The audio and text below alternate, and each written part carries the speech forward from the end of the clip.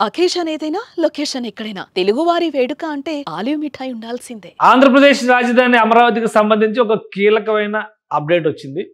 అయితే ఇది వినేటప్పుడు డైజెస్ట్ చేసుకోవడం కొంతమందికి కొంచెం కష్టంగా ఉండొచ్చు. ఎందుకంటే ఇంతకాలం అమరావతికి ఔటర్ రింగ్ రోడ్డు పైనే చర్చ జరుగుతూ ఉంది. ఔటర్ రింగ్ రోడ్డు రేపో ఎల్లుండో నేడో రేపో మాపో ఇట్లాంటి చర్చలు జరుగుతూ ఉన్నాయి. కేంద్ర ప్రభుత్వం దానికి సంబంధించినటువంటి క్లియరెన్స్ ఇచ్చేస్తుంది. దానికంటే ముందుగా ఆంధ్రప్రదేశ్ ప్రభుత్వం అమరావతి ఇన్నర్ రింగ్ రోడ్డు ప్రణాళికని ముందుకు జరుపుతోంది. ఇన్నర్ రింగ్ రోడ్ అనేది ముగిసిపోయిన అధ్యాయం అని చాలామంది అభిప్రాయపడుతున్నారు. కొన్ని వీడియోలు చేస్తున్నప్పుడు వస్తున్నటువంటి రియాక్షన్స్ కూడా దానికి అనుగుణంగా ఉన్నాయి. అయితే అమరావతి ఇన్నర్ రింగ్ రోడ్ సజీవంగా ఉందని రాష్ట్ర ప్రభుత్వం క్లారిటీ ఇచ్చేసింది. దీనికి సంబంధించి ల్యాండ్ పూలింగ్ ప్రక్రియను ప్రారంభించడానికి రాష్ట్ర ప్రభుత్వం సన్నద్ధమవుతుంది. దాదాపుగా 90 కిలోమీటర్ల దూరంలో అంటే 90 కిలోమీటర్ల వైశాల్యంతో ఉండేటువంటి అంతర్వలయ రహదారి నిర్మాణానికి సుమారుగా 2000 ఎకరాల భూముల్ని సేకరించాల్సినటువంటి అవసరం ఉంది. దానిపైన కసరత్తు ప్రారంభించాలని ఆంధ్రప్రదేశ్ ప్రభుత్వం నిర్ణయించింది. అటు ఔటర్ రింగ్ రోడ్డు, ఇటు ఇన్నర్ రింగ్ రోడ్డు రెండు కూడా ప్యారలల్గా నిర్మించాలనేటువంటి ఆలోచనతో రాష్ట్ర ప్రభుత్వం ప్రణాళికలను సిద్ధం చేస్తున్నట్టుగా సమాచారం ఉంది. దీని గురించి ఏపీసీఆర్డీఏకి ఇప్పటికే ఆదేశాలు అందినట్టుగా తెలుస్తుంది. ఈ క్రమంలోనే ల్యాండ్ పూలింగ్ని ఎక్కడ నుంచి ఎలా ఎప్పుడు మొదలు పెట్టాలనే అంశం పైన ఏపీసీఆర్డీఏ కసరత్తు ప్రారంభించినట్టుగా తెలుస్తుంది. ప్లాన్ విషయంలో కూడా ఇన్నర్ రింగ్ రోడ్డు గతంలో ఏ ప్రణాళికనైతే ఫ్రీజ్ చేశారో అదే ప్రణాళికని మళ్ళీ అమలు చేయాలని రాష్ట్ర ప్రభుత్వం నిర్ణయించినట్టుగా తెలుస్తుంది. పాత ప్రణాళిక ఏంటి, ఇన్నర్ రింగ్ రోడ్డు వస్తే పరిణామాలు ఏ విధంగా ఉండొచ్చు, ఈ అంశాలను విశ్లేషించేటువంటి ప్రయత్నం చేద్దాం. ఆంధ్రప్రదేశ్కి సంబంధించి ఇన్నర్ రింగ్ రోడ్డు ప్రణాళిక ఇది గతంలో తయారు చేసినది. యాక్చువల్గా అప్పట్లో రాష్ట్ర ప్రభుత్వం జైకా లాంటి సంస్థల సహకారంతో ఈ ఇన్నర్ రింగ్ రోడ్ నిర్మించాలనేటువంటి అంటే ఆర్థిక వనరులు సమకూర్చుకోవడం ద్వారా ఈ రింగ్ రోడ్ నిర్మించాలనేటువంటి నిర్ణయానికి వచ్చింది. అప్పుడు 2 ఫేజులుగా దీని నిర్మాణాన్ని చేపట్టాలని చెప్పని భావించారు. ఒకసారి మనం చూస్తే ఈ బ్లూ లైన్ మొత్తం కూడా phase 1 inner ring road phase 1, అలానే ఈ వైలెట్ కలర్లో ఉన్న రంగు ఇదంతా కూడా ఇన్నర్ రింగ్ రోడ్ ఫేజ్ 2. ఎందుకంటే ఈ మార్గంలో కొండపల్లికి సంబంధించినటువంటి అటవీ క్షేత్రాలు వస్తాయి కాబట్టి దాన్ని దృష్టిలో ఉంచుకొని అక్కడ భూసేకరణ నిర్మాణ ప్రణాళికని ఫేజ్ 2గా అప్పట్లో డిజైన్ చేసుకున్నారు. ఇక ఫేజ్ 1కి వచ్చేసరికి దాదాపుగా ఒక సెమీ సర్కిల్ అమరావతి నుంచి విజయవాడ శివారు ప్రాంతం వరకు డిజైన్ చేశారు. మొత్తం రహదారి వ్యవస్థకు సంబంధించి 90 కిలోమీటర్లు ఉంటుందని చెప్పని అంచనా వేశారు రఫ్గా. ఇదే ప్రణాళిక ప్రకారం కనుక ఇప్పుడు భూసేకరణ ప్రారంభిస్తే సుమారు 2100 ఎకరాల వరకు భూముల్ని సేకరించాల్సినటువంటి అవసరం ఉంటుంది.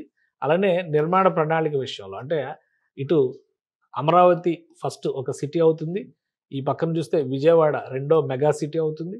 ఈ 2 సిటీలతో పాటు తాడేపల్లి మంగళగిరి కార్పొరేషన్ ఉంది ఇక్కడ, ఇది కూడా ఇన్నర్ రింగ్ రోడ్ పరిధిలోకి వస్తుంది. అంటే ఈ బ్లూ లైన్ పరిధిలో ఉన్న ప్రాంతం అంతా కూడా ఇన్నర్ రింగ్ రోడ్ అవుతుంది. ఈ క్రమంలో మరొక 2 వంతెనలు కృష్ణానది పైన వస్తాయి. ఇటు వెస్ట్ సైడ్ ఒక వంతెన వస్తుంది, ఇటు ఈస్ట్ సైడ్ మరొక వంతెన వస్తుంది. సో ఇది ప్రణాళిక. సుమారుగా అప్పట్లో వేసినటువంటి అంచనాల ప్రకారం 10,000 కోట్ల రూపాయల నుంచి 12,000 కోట్ల రూపాయల వరకు ఖర్చు అవుతాయని చెప్పని భావించారు. అయితే జాప్యం జరిగింది. 2018లో పనులు మొదలు కావాల్సింది కొత్త ప్రభుత్వం వచ్చిన తర్వాత 2019లో వైఎస్ జగన్మోహన్ రెడ్డి ప్రభుత్వం వచ్చిన తర్వాత మొత్తం అమరావతినే అటకెక్కించినటువంటి పరిస్థితి. ఇన్నర్ రింగ్ రోడ్లో కూడా కుంభకోణం జరిగింది, స్కామ్ జరిగింది అని చెప్పని దానిలో ఇంటర్నల్గా జరిగినటువంటి ల్యాండ్లకు సంబంధించి భూములకు సంబంధించినటువంటి క్రయ విక్రయాల్లో ఇన్సైడర్ ట్రేడింగ్ జరిగిందనేటువంటి ఆరోపణలతో ఈ ప్రాజెక్టును పూర్తిగా ఆపేశారు. దాంతో ఫండింగ్ చేసేటువంటి విషయంలో కూడా ఎవరు ముందుకు వచ్చేటువంటి పరిస్థితి లేకుండా పోయింది. సో మొత్తం మీద ప్రాజెక్ట్ ఆగిపోయింది. సో అది అప్పటి పరిస్థితి. తర్వాత ఇప్పుడు కూటమి ప్రభుత్వం వచ్చిన తర్వాత ఇన్నర్ రింగ్ రోడ్ అవసరం లేదు, ఎందుకంటే వెస్ట్ బైపాస్ రోడ్ అనేది ఒకటి రెడీ అయిపోయింది. మళ్ళీ ఈస్ట్ బైపాస్ రోడ్ని కూడా నిర్మించుకుంటే అదే ఇన్నర్ రింగ్ రోడ్గా సరిపెట్టడానికి అవకాశం ఉంటుంది. అయితే వెస్ట్ బైపాస్కి ఈస్ట్ బైపాస్కి దీనికి ఉన్నటువంటి తేడాను విశ్లేషించేటువంటి క్రమంలో వెస్ట్ బైపాస్ ఇలా సిటీ అమరావతి సిటీ మధ్యలో నుంచి వచ్చినటువంటి ఒక రహదారి వ్యవస్థ, దాన్ని దృష్టిలో పెట్టుకుని ఇప్పుడు రాష్ట్ర ప్రభుత్వం మరొక ప్రత్యామ్నాయ ప్రణాళికను సిద్ధం చేసుకుంది. అలానే వెస్ట్ బైపాస్ అనేటువంటి ప్రపోజల్ గతంలో కూడా ఉంది.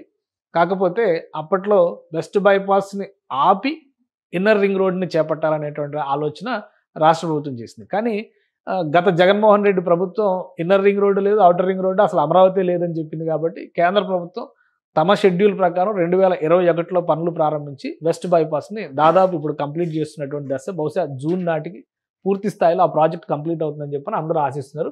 కాబట్టి ఇప్పుడు ఈ అంశాలు అన్నింటినీ దృష్టిలో ఉంచుకొని లేటెస్ట్గా ఔటర్ రింగ్ రోడ్డుకు సంబంధించి ఇచ్చినటువంటి ప్రపోజల్స్లో కూడా చాలా క్లియర్గా రాష్ట్ర ప్రభుత్వం ఇన్నర్ రింగ్ రోడ్డు ప్రతిపాదనని సజీవంగా ఉంచింది. ఇన్నర్ రింగ్ రోడ్డుతో మరొక కాంట్రాస్ట్ ఏది జరగకుండా ఉండేలాగే ఇది ఈ మధ్య కాలంలో ఔటర్ రింగ్ రోడ్డుకు సంబంధించినటువంటి ప్రణాళిక. ఈ రెడ్ కలర్లో కనిపిస్తుందంతానేమో ఔటర్ రింగ్ రోడ్డు, ఇక్కడ ఈ రెడ్ కలర్లో ఉన్నంతా కూడా ఓఆర్ఆర్, అలానే ఈ మధ్యలో బ్లూ కలర్లో ఉన్నంతా ఐఆర్ఆర్, ఈ పింక్ కలర్లో ఉన్నది వెస్ట్ బైపాస్ రోడ్డు. సో ఈ వెస్ట్ బైపాస్తో సంబంధం లేకుండా మళ్ళీ ఒక ప్రణాళిక ప్రకారం ఇన్నర్ రింగ్ రోడ్ వెళ్లాల్సిందే. మరొకటి ఏంటంటే ఈ డాట్ సర్కిల్లో ఉన్నది ఏంటంటే east bypass road. East bypass road ఒకవేళ భవిష్యత్తులో వస్తుందా లేదా అనేది ప్రస్తుతానికి సమాధానం లేని ప్రశ్న కాబట్టి దాన్ని పక్కన పెడదాం.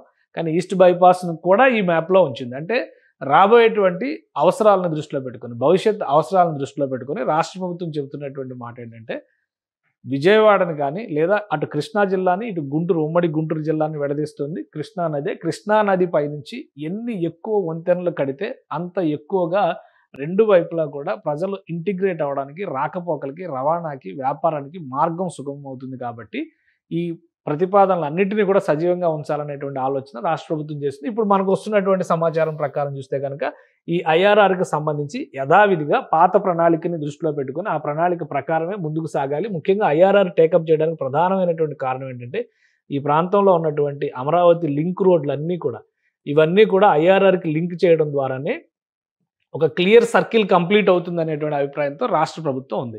ఒకవేళ ఇవి కంప్లీట్ చేయకుండా ఇలా వదిలేస్తే డెడ్ ఎండ్లుగా ఉండి ఒక ప్రణాళికాబద్ధమైనటువంటి నగరం అనేటువంటి స్వరూపం ఇవ్వదు. కాబట్టి ఇన్నర్ రింగ్ రోడ్డుని అమలు చేయాలనేటువంటి ఆలోచనతో రాష్ట్ర ప్రభుత్వం ఉంది. అందులో భాగంగానే ఫస్ట్ ఫేజ్లో ఈ కృష్ణా గుంటూరు జిల్లా, అంటే ఉమ్మడి కృష్ణా ఉమ్మడి గుంటూరు జిల్లాలు, ఇప్పుడు ఇదంతా ఎన్టీఆర్ జిల్లా అయింది, ఈ పక్కన అంతా కృష్ణా జిల్లా ఉంది, ఇటువైపు గుంటూరు జిల్లా పరిధిలో ఉంది, ఈ ప్రాంతంలో కొంత భాగం మాత్రం పల్నాడు జిల్లా పరిధిలోకి వస్తుంది. కాబట్టి ఇలాంటి అంశాలతో వేటితో సంబంధం లేకుండా అమరావతి సమగ్ర ప్రణాళికకి సంబంధించి ఒక క్లారిటీ ఉండాలి, ఇంటిగ్రేటెడ్ రోడ్ నెట్వర్క్ ఉండాలంటే కనుక ఐఆర్ఆర్ని అమలు చేయాల్సిందే అనేటువంటి ఆలోచనతో ఆంధ్రప్రదేశ్ ప్రభుత్వం ఉంది. దీనికి కొన్ని ప్రత్యామ్నాయ ప్రణాళికలను కూడా, అంటే రాష్ట్ర ఖజానా పైన బడ్జెట్ ఒత్తిడి పడకుండా, ఫైనాన్షియల్ బర్డెన్ పడకుండా ఎలాంటి ప్రణాళికలతో అమలు చేయాలి, ఆ నిర్మాణ ప్రణాళికల్లో ప్రైవేటు భాగస్వామ్యం. ఎందుకంటే ఇప్పుడు చంద్రబాబు నాయుడు గారు పదే పదే చెబుతున్నది పీపీపీ మోడల్, అంటే ప్రభుత్వం భూమి ఎక్వైర్ చేసి ఇచ్చిన తర్వాత నిర్మాణ బాధ్యతని ఏదైనా ప్రైవేట్ సంస్థకి ఇచ్చేటువంటి అవకాశం ఉండొచ్చు. అలానే భూమికి సంబంధించినటువంటి పరిహారాలను ల్యాండ్ పూలింగ్ కానీ ల్యాండ్ ఎక్విజిషన్ పద్ధతుల ద్వారా కానీ భూమిని సేకరించిన తర్వాత ఆ పరిహారాలను ఎవరు భరించాలి? ప్రభుత్వం భరిస్తుందా, ప్రైవేటు సంస్థలు భరిస్తాయా? అలానే కేంద్ర ప్రభుత్వ సహకారం ఏమైనా తీసుకుంటారా?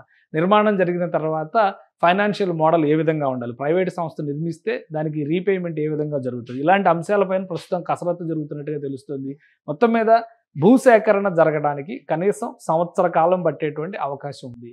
అందుకని ఈలోపు ఫైనాన్షియల్ మోడల్స్ మీద వర్కౌట్ చేయడం, భూసేకరణను మాత్రం ఇమీడియట్గా స్టార్ట్ చేయడం, ఈ అంశం పైన రాష్ట్ర ప్రభుత్వం ఒక క్లారిటీతో ఉంది. దీనికి సంబంధించి ఏపీసీఆర్డీఏకి ఆదేశాలు ఇప్పటికే వెళ్ళినట్టుగా తెలుస్తుంది. ఏపీసీఆర్డీఏ గతంలో తయారు చేసినటువంటి డిపిఆర్ని మళ్ళీ బయటకు తీసి ఒకసారి అప్పుడు చేసినటువంటి పరిస్థితులు, 5 ఏళ్లలో మారినటువంటి పరిణామాలు, వీటన్నిటినీ బేరీజు వేయడం ద్వారా మరొక నివేదికని రాష్ట్ర ప్రభుత్వానికి సమర్పించేటువంటి అవకాశం ఉంది.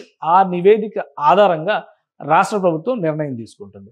ఇక ఔటర్ రింగ్ రోడ్డు పరిస్థితికి వచ్చేసరికి ఆల్రెడీ కేంద్ర ఉపరితల రవాణా శాఖ ఔటర్ రింగ్ రోడ్ అంశం పైన పూర్తి స్థాయి మదింపు జరిగింది. 2 రోజుల క్రితం కేంద్ర ప్రభుత్వం నిర్వహించినటువంటి ఉభయ రాష్ట్రాలకి సంబంధించి విభజన హామీల అంశాలపైన జరిగినటువంటి చర్చలో ఆంధ్రప్రదేశ్లో అమరావతి ఔటర్ రింగ్ రోడ్డు చర్చ, అలానే తెలంగాణలో రీజనల్ రింగ్ రోడ్డు పైన చర్చ జరిగింది. వీటికి వీలైనంత వేగంగా అనుమతులు మంజూరు చేయాలని చెప్పని కేంద్ర ప్రభుత్వం సంబంధిత శాఖలకి ఇప్పటికే ఆదేశాలు జారీ చేసింది.